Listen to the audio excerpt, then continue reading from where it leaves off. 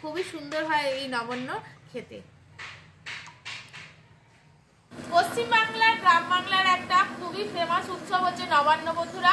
তো আজকে আমার বাড়িতে নবান্ন, আর নবান্নর মেন প্রসাদের এর পদটাই আজকে আমি আপনাদের সাথে শেয়ার করব। নমস্কার বন্ধুরা, আমি সম্পার রান্নাঘরে সকলকে স্বাগত জানাই। নবান্নতে কিন্তু বিভিন্ন ধরনের বিভিন্ন জায়গায় বিভিন্ন ধরনভাবে পালন করা হয়। আমার বাড়িতে যেভাবে পালন করা হয় আজকে আমি সেরকমভাবেই আপনাদের সাথে শেয়ার করব।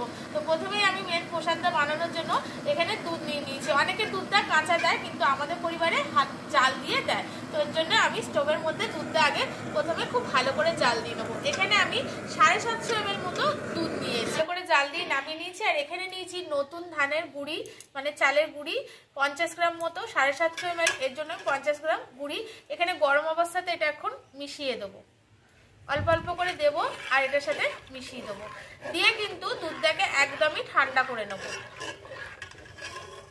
যতক্ষণ দুধটা আমার ঠান্ডা হবে এখানে আমি ফলগুলো কেটে নেব। দুধের সাথে মিশিয়ে নিয়েছি, এবার এটাকে চাপা দিয়ে রেখে দেবো। আর এখানে দেখুন আমি ফলের মধ্যে কি কি নিয়ে নিয়েছি। ফলের মধ্যে নিয়েছি এখানে শাকালু, আপেল আর শশা। আর এখানে কিন্তু যাই ফল দিন কলা কিন্তু অ্যাড করতে হবে। 750 গ্রামের দুধের জন্য আমি এখানে 4খানা কলা নিয়েছি। তো কলাটা কিন্তু দিতেই হবে, বাদ বাকি আপনাদের ইচ্ছা মতো আপনারা ফল এখানে অ্যাড করতে পারেন। তো এগুলোকে এখন খুব ছোট ছোট করে আগে আমি কেটে নেবো। আর এখানে নিয়েছি কাজু কিশমিশ, এটাও আমি ছোট ছোট করে কেটে নিয়ে ফিরে আসি। সব ফলগুলো এরকম ছোট ছোট করে কুচিয়ে নিয়েছি। দেখুন এরকম ছোট ছোট করে কিন্তু কোচাতে হয় আমাদের নিয়ম অনুযায়ী। আর এখানে কাজুটাও কুচিয়ে নিয়েছি, কিশমিশটা কোচাইনি। আর নিয়েছি মাখা সন্দেশ।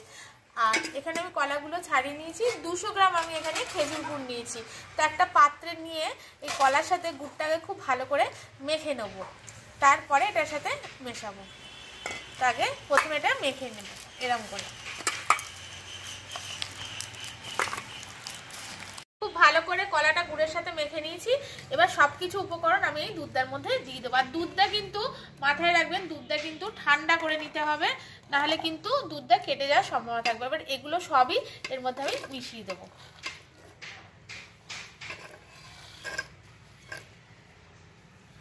অ্যাড করে দেবো 1 চামচ পরিমাণে ঘি, দিয়ে এটা খুব ভালো করে এর সাথে মিক্সড করে নেবো।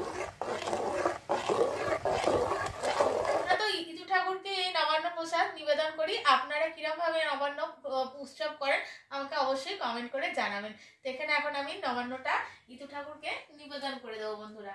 আপনারাও এরকম পদ্ধতিতে নবান্ন করে বাড়িতে খেয়ে দেখতে পারেন। আর যাদের নবান্ন উৎসব আছে তারা তো শেয়ার করবেনই। তো আমার চ্যানেলের নিত্য নতুন নতুন রেসিপিতে প্লিজ বন্ধুরা আমার চ্যানেলটিকে সাবস্ক্রাইব করে শেয়ার, লাইক, কমেন্ট করে দেবেন। পাশে বেল আইকন প্রেস করে রাখবেন যাতে আমার দেওয়া ভিডিও সবার আগে আপনাদের কাছে পৌঁছায়। যারা ফেসবুক থেকে দেখছেন ভালো লাগলে পেজটিকে ফলো করে রাখবেন। আজকের মতো আসি বন্ধুরা, আজকের মতো টাটা। সবাই খুব সুস্থ থাকবেন, ভালো থাকবেন, সাবধানে থাকবেন।